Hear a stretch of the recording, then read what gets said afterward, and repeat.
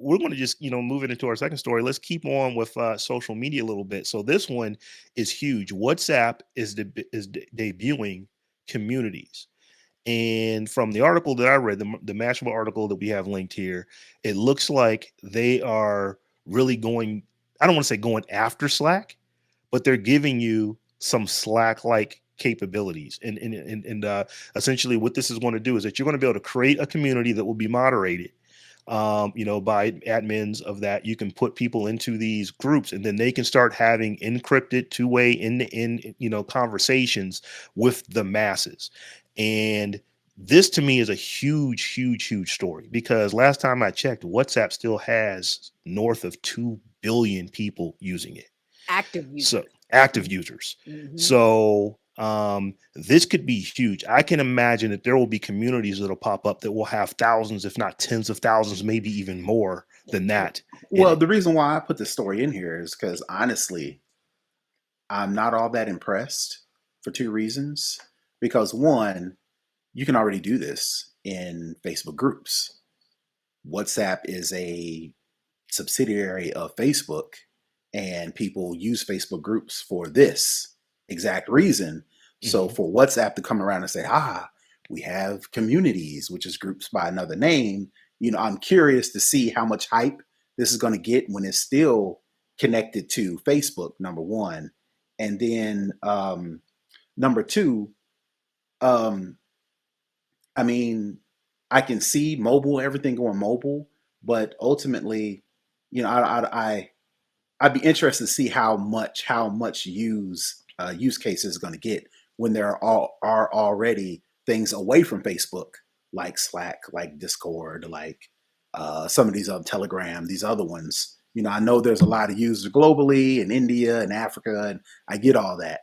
But still, this is kind of connected to Facebook. So I'm curious as to how much hype this is going to get, even though it's still its own thing, but it's kind of not. See, and I felt like the one thing I wrote with a little asterisk, I was like, this might actually be something that works for Facebook for once in Oh, a okay, while, okay. because I think there's still enough of a cognitive distance between WhatsApp and Facebook, that people don't put those two together. I just don't think people do. I think there were Mhm. so many people already using WhatsApp. To Rob's point, 2 billion active users on the platform. 100 billion messages a day get sent back and forth across this platform. So I think what WhatsApp users and the WhatsApp Are community, faithful. no pun intended, is their own entity still, Mhm. even as they fall under Meta's umbrella. I still don't think enough people make that connection, subconsciously or Mhm. consciously, for it to say, well, I don't want to deal with another Facebook product like that. I think just by sheer volume, the number of people that use this platform that would benefit from these new features in this community would be like, oh snap, now I could do, because like, people didn't abandon that platform when Facebook finally bought them, because this is a way that, you know, This those individuals all companies around do, the world right? like have to communicate. This is like, for some people, in some countries, this is the only way they communicate and can message one another. So, WhatsApp was able to really maintain their user integrity, even with all of the negative press that comes with being, a Facebook, subsidiary. So I think adding these features is really gonna, appeal to a lot of those users on that platform, and Slack might get a little run for his money. I don't know. So you nailed the head. You hit the nail on the head with saying that a lot of people kind of they don't look at WhatsApp as being part of Facebook. And it's Because you true. I know, but mean, you don't really think about it. yeah, You're it's like, like, or you just don't care because the app mhm, works very, very well. It does what it does very, very, very yep. well. Do you use it, Steph? Do you use WhatsApp? Not really. I mean, I have an So account, but I, so I have friends that have family in Africa and different stuff like that use it so as exclusively to do I. I communicate. have family. I have family in the UK, and this is what they use. Hmm. They actually, WhatsApp is the default for many carriers Yep. outside of an actual SMS app in the UK. So this is an app that I use for that. But I have a lot of folks who use it here that are various groups. Terrence and I are in a group that there is something said in that group darn near every day that we go back and forth with. So when it comes to WhatsApp Messenger, until just relatively recently, it was probably the tool that I used most for sending messages, just because most of my family is on it, and I'm not really a big text messenger, type person anyway. So the folks that I'm generally messaging are my immediate family members. And because this person uses an Android and this person uses an iPhone and this person uses an iPhone and this person uses an Android, to get the best quality, everybody just used WhatsApp because everybody Yeah. has it and it just works.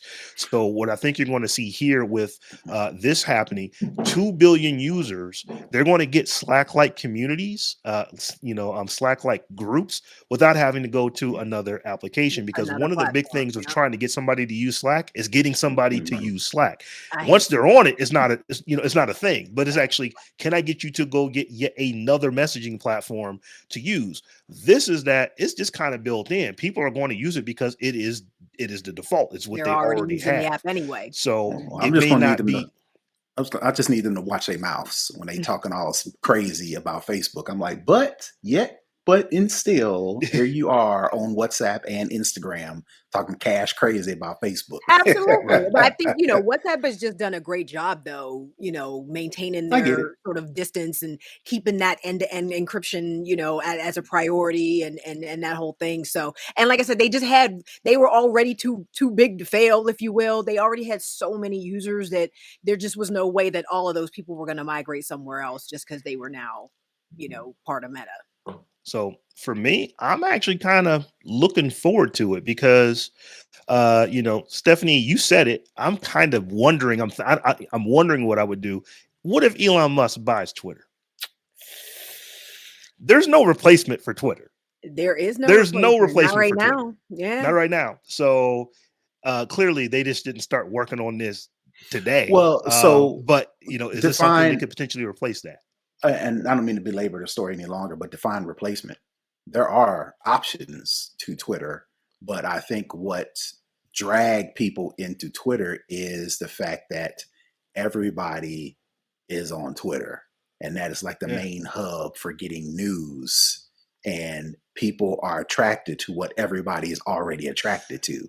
I'm glad you make that clarification because that is actually what I mean.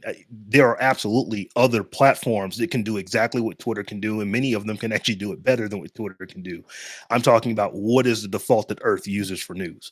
That is Right. Twitter. There isn't a Mhm. replacement for that. So it's like, do I want to get off of this It's gonna platform? be interesting. Imma just have to fall back, you know what I mean, and just kinda take a wait and see approach. But I definitely feel like my Twitter use will be greatly diminished. Just because I'm not gonna wanna, or I'm just gonna have to go back in and like curate the hell out of my feed and my followers and just because I'm not gonna want to see what Twitter is going to become under Elon Musk. So it's just gonna have to be, real, Horse blinders. you know what I mean? And maybe I'll miss the call for the revolution, but a lot of people gonna have to get shut out and I'm just not gonna want to have that kind of nonsense, infecting my psyche on my Twitter feed. The one drawback that I do see with this type of application, and this is the case for everything, is that we're already so polarized and everybody kind of has their own camp. So you'll have 2 billion folks, 2 billion plus folks on WhatsApp, and they're now creating their own individual groups. So it's just another way that you can just talk to Basically, the people who are down with what you're down with, and you don't ever hear any other let's opinions. You create don't ever hear even more any other echo ideas. chambers. Just more echo chambers and more silos. But that's not a WhatsApp problem. That's just a social media problem and just a way that the A world is That's a going human right now kind of societal issue. societal problem. problem. Yeah, Yeah. Societal right. issue. But Mhm. but Human yeah, this nature. wouldn't help it. That being said, I'm interested to see because, like I said, I am a heavy user of WhatsApp. Like I said, I think just recently, the Google Messages RCS app, just because it actually works, is what I use most at this point. But WhatsApp is probably a very, very close second. Mhm. So y'all And once I'm again, okay with silos. To be so honest. Sometimes you stay safe in a silo. Go over there with all that.